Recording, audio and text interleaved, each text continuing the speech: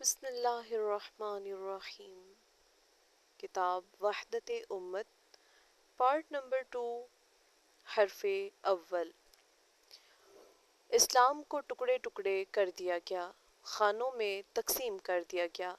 اس کی محتم بالشان عمارت کو پہلے ائمہ کے نام پر 4 حصوں میں تقسیم کر کے وراثت سمجھ کر باہم بانٹ لیا۔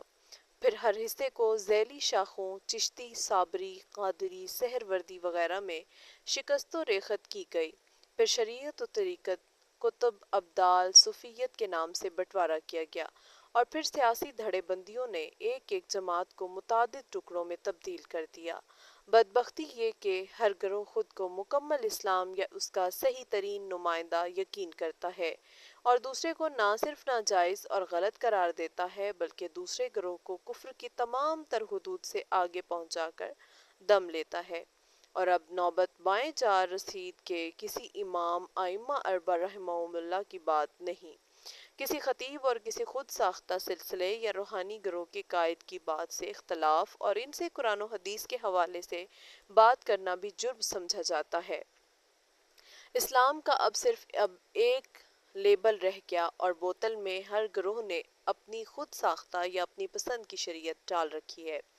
بعد ازاں بزرگوں کے مزاروں درباروں کے نام سے فرقوں، مسلکوں اور سلسلوں کی ایسی بہار آتی ہے کہ گنتی ناممکن ہو گئی۔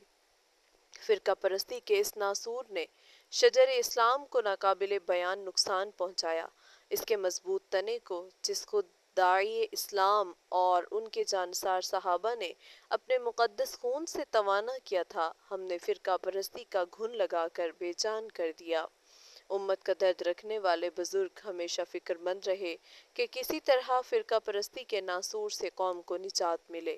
انہی جذبات و احساسات کی بنا پر 1384 ہجری 1965 سن میں علم و عمل کی ایک نامور شخصیت مولانا مفتی محمد شفیع نے ابا جی رحمت اللہ علیہ کی دعوت پر جامعہ تعلیمات اسلامیہ کی ایک تقریب میں وحدت امت اور امت ایک ناقابل تقسیم وحدت کے دوہرے عنوان پر خطاب فرمایا، جسے بعد میں المنبر اور پھر کتابچہ کی صورت میں شائع کر دیا گیا۔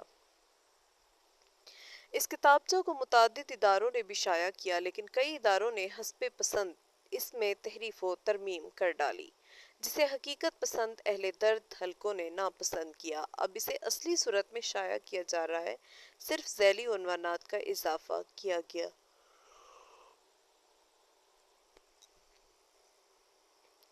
نئی ترتیب میں تاریخ اسلام کی اہم اور معتبر شخصیت امام ابن عبد البر رحمہ اللہ کا ایک اہم اقتباس شامل کر دیا ہے، جو اس عنوان سے متعلق ہے اور بڑے کام کی چیز ہے۔ خصوصاً علماء کرام کے لیے اس میں غور و فکر کے بہت پہلو ہیں۔ فیصل آباد کے خالصتاً صنعتی اور کاروباری شہر میں طارق اکیڈمی کا وجود ایک بڑی نعمت ہے۔ طارق اکیڈمی عرصہ دراز سے اسلامی لٹریچر شائع کر رہی ہے، جو کہ اسلامی طرز زندگی کے خواہش مندوں کے لیے کرداری سازی کا بہترین سرمایہ ہے۔ وحدت امت کی اشاعت کا اعزاز بھی طارق اکیڈمی ہی کو مل رہا ہے۔ طارق اکیڈمی کے نگران پیکر علم و عرفان محترم محمد خالد سیف حفظہ اللہ اور برادر عزیز محمد سرور طارق خود فرقہ پرستی سے کوسوں دور اور اس زہر کو ملک و قوم کے لیے ناسور سمجھتے ہوئے اس سے قبل بھی فرقہ پرستی سے نجات کے لیے 2 عظیم کتابیں فرقہ پرستی اور اسلام دین میں بگاڑ کا سبب غلو شائع کر چکے ہیں۔ الحمدللہ، اللہ تعالیٰ انہیں صحت و سلامت اور عروج کمال سے ہمکنار کرے اور اپنے خزانہ غیب سے انہیں وسائل اور توانائی عطا فرمائے کہ میڈیا کی خوفناک یلغار کو کتاب و سنت کے چشمہ صافی سے تیار ہونے والے اسلامی لٹریچر سے کم کر سکیں۔ قارئین سے درخواست ہے کہ اکیڈمی کے متعلقین کے لیے دعا کرتے ہوئے مجھ چیز کے لیے بھی دعا کریں کہ اللہ تعالیٰ مجھے اپنے فضل خاص سے علم کی خدمت کی توفیق عطا فرمائے۔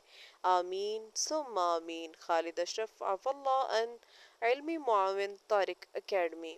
ابتدائیہ: ہر کام کے لیے ایک وقت معین ہوتا ہے، کل امر مرہون بأوقاتہا۔ اس دور میں جہاں تخریب، چارسو ہلاکت پھیلائے ہے اور الحاد، زندقت، تجدد، اباحیت، فرقہ پرستی امت میں تشدد افتراق کی وبائیں زوروں پر ہیں، وہاں تعمیر بھی اپنے دامن کو پھیلا رہی ہے اور اذہان حفاظت اسلام، اتباع کتاب و سنت، احترام سلف صالحین اور اتحاد امت کے عنوانات پر متوجہ ہو رہے ہیں اور ان کی تفصیلات پیش کرنے والے اس لٹریچر کو کھنگالنے اور اس کی اشاعت میں مصروف ہیں، جو امت کے صحت مند افراد اور بہی خواہان ملت نے ہر دور میں لکھا اور شائع کیا ہے اور اس لٹریچر نے امت کے اساسات کی خوب حفاظت کی ہے۔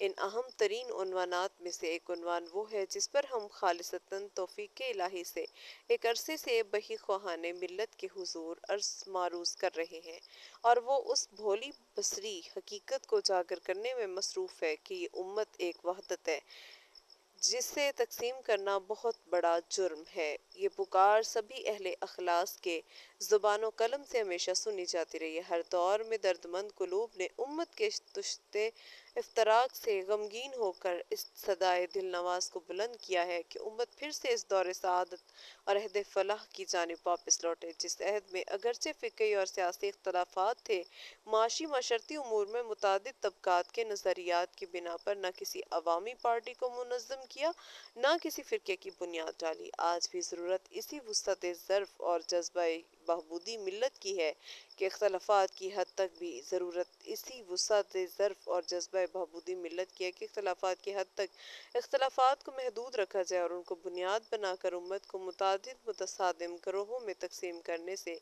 گزیر کیا جائے۔ امت کی وحدت ہمارا اہم ترین عنوان ہے اور ان مقاصد میں سے عزیز ترین مقصد جس کی خاطر ہم ہر طرح کے اثار کے لیے حاضر ہیں، تاہم قارئین سے یہ درخواست بھیجانا ہوگی کہ وہ اس عنوان کے تحت شائع ہونے والے مضامین و مقالات کو زیادہ سے زیادہ حلقوں تک پہنچانے کی کوشش کریں۔ وہ آخرت میں تو اس کا اجر اپنے رب سے پائیں گے ہی، دنیا میں بھی وہ تھوڑی سی کوشش کے بعد ہی یہ محسوس کرنے لگیں گے کہ دعوت اتحاد امت سے اصلاح احوال میں بڑی مدد مل رہی ہے۔ نو تعلیم یافتہ طبقات جو اسلامی فرقوں کی باہمی مناقشت و منافرت کی وجہ سے نفس اسلام سے دور ہوتے چلے جا رہے ہیں، جوں یہ منافرت ختم ہوگی، اسی نسبت سے ان تعلیم یافتہ حضرات کی اسلام سے دوری میں کمی واقع ہوتی جائے گی اور یہ بات کسی صاحب شعور مسلمان سے پوشیدہ نہیں ہے کہ جس کام سے امت میں اتحاد کی فضا پیدا ہو اور اسلام سے دور ہونے والے افراد اسلام کی جانب متوجہ ہوں، وہ کام اس قدر اہم اور اللہ ذوالجلال کی رحمت کے حصول کا ذریعہ ہے۔ اس کلمہ حق اور دعوت صدق کو اللہ رب العزت شرف قبولیت عطا فرمائے اور وہ اپنے ان بندوں کو جو اس کے قرآن و دین کا علم و ودیت کیے گئے ہیں اس کام پر اٹھائے، شہر شہر ندا دیں اور بزرگان اللہ کو دعوت دیں کہ افراد و تفرید کو خیر بات کہہ دیں۔ اختلافی مسائل میں وہی نقطہ نظر اختیار کریں جو بقول امام شاہ ولی اللہ رحمۃ اللہ علیہ اس امت کے ابتدائی 400 سال میں رائج رہا ہے کہ پوری امت اسلام کے اساس پر متحد تھی اور فقہ کلامی میں اور دوسرے مسائل میں اختلاف کی بنا پر اس نے تشت و تفریق کی راہ اختیار نہیں کی۔ اس تعمیری و اصلاحی دعوت کے توفیق الہی سے موفق ہو کر مولانا محمد شفیع رحمہ اللہ نے مدلل بھی فرمایا ہے اور اس کو ایک ایسے اسلوب سے بیان کیا ہے جو قلوب پر اثر کرتا ہے اور اذہان کا رخ پھیرنے کی صلاحیت رکھتا ہے۔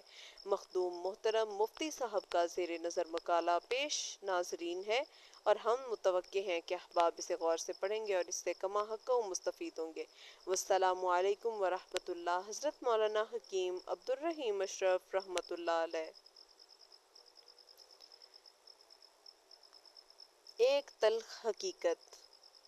چاروں اماموں میں افضل کون؟ مذہب کے نام سے کتنے جھگڑے بنا لیے گئے جن میں سے ہر جھگڑا فما بال القرون الاولیٰ کی فرعونی صدا کا ٹھیک ٹھیک آدھا ہے، یعنی اب سے پہلے فلاں گروہ گزر چکا ہے، حق پر تھا یا باطل، یا فلاں انسان نیک تھا یا بد، پھر اس میں بحثیں ہیں، لڑائیاں ہیں، فرقے بندیاں ہیں، گویا انسان کی نجات کے لیے کافی نہیں کہ وہ کیا ہے، کیا کرتا ہے، وہ اس فیصلے کا بھی ذمہ دار بنا دیا گیا ہے کہ اب سے 500 سال پہلے کسی نے اسے پیدا کیا تھا، کسی نے کیا کیا تھا اور 1000 برس پہلے کون کیسا تھا۔ اب ہر فریق اس طرح حکم لگاتا ہے کہ گویا خالق حقیقی کے وقت کا رجسٹرار بھی پڑھ کر اٹھا ہے۔ 50 برس ہوئے، اب تقریباً 150 برس ہو گئے ہیں۔ شام میں مسلمانوں کے ایک گروہ کی بستیاں صرف اس سے جلا دی تھیں کہ ایک کہتا تھا حضرت شیخ عبد القادر جیلانی سب سے بڑے ولی ہیں، دوسرا کہتا تھا نہیں، شیخ احمد رفاعی۔ ہندوستان میں بھی یہی حال ہے، آج کل پاکستان میں بھی یہی حالت ہے کہ آج تک میرے پاس نہایت سنجیدہ عبارت میں لکھے ہوئے استفتاء آتے رہتے ہیں۔ ایک کہتا ہے بڑے پیر صاحب سے بڑھ کر کوئی نہیں، ایک کہتا ہے مجدد الف ثانی سے بڑھ کر کوئی بزرگ نہیں، نماز کس کے پیچھے جائز ہے؟ ایک مرتبہ میرے جی میں آیا لکھ دوں، دونوں کے پیچھے نہیں۔ فقہ کے مذاہب اربع جب مستحق و مدون ہو گئے اور تقلید شخصی کا التزام ہو گیا تو سوال پیدا ہوا ان چاروں اماموں میں افضل کون ہے، حضرت امام ابو حنیفہ یا امام شافعی؟ اب بحث شروع ہوئی اور بحث نے جنگ و قتال کی شکل اختیار کی۔ چنانچہ ہلاکو خان کو اسلامی ممالک پر حملہ کی سب سے پہلے ترغیب خراسانیوں کے اسی جھگڑے سے ملی تھی۔ ایک فرقے نے دوسرے فرقے کی ضد میں آ کر بلاوا بھیجا اور شہر کے پھاٹک کھول دیے، پھر جب تاتاریوں کی تلوار چل گئی تو اس سے نہ حنفی بچا نہ شافعی، فجاسوا خلال الدیار وکان وعدا مفعولا۔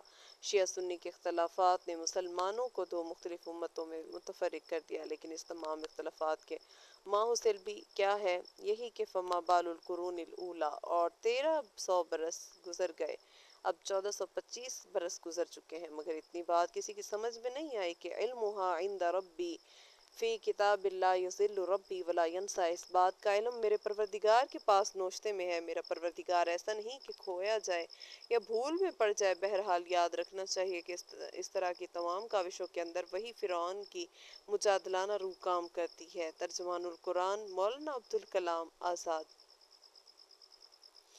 قرآن مجید کی نظر میں فرقہ پرستی فرعون کی ایجاد ہے۔ فرعون عوام میں تفرقہ بازی اور گروہ بندی کا بڑا ماہر تھا۔ اس نے اپنی کئی چھوٹی خدائیوں کے بچاؤ کے لیے یہ ہتھ کنڈے استعمال کیے، عوام کو ٹولیوں میں بانٹ کر رکھا تھا۔ اللہ تعالیٰ نے فرمایا فرعون نے زمین میں سرکشی کی اور اس کے باشندوں کو گروہوں میں تقسیم کر دیا۔ القصص۔ آج مسلمانوں کی یہ فرقہ بندیاں اور گروہی اختلافات دراصل فرعونی ذہنیت کی ہی پیداوار ہیں۔ اللہ تعالیٰ ہم سب کو فرقہ پرستی کی لعنت سے بچائے، آمین۔ منفعت ایک ہے اس قوم کی، نقصان بھی ایک ہی، سب کا نبی، دین بھی، ایمان بھی ایک، حرم پاک بھی، اللہ بھی، قرآن بھی ایک، کچھ بڑی بات تھی ہوتے جو مسلمان بھی ایک۔ فرقہ بندی ہے کہیں اور کہیں ذاتیں ہیں، کیا زمانے میں پنپنے کی یہی باتیں ہیں؟ اقبال رحمہ اللہ۔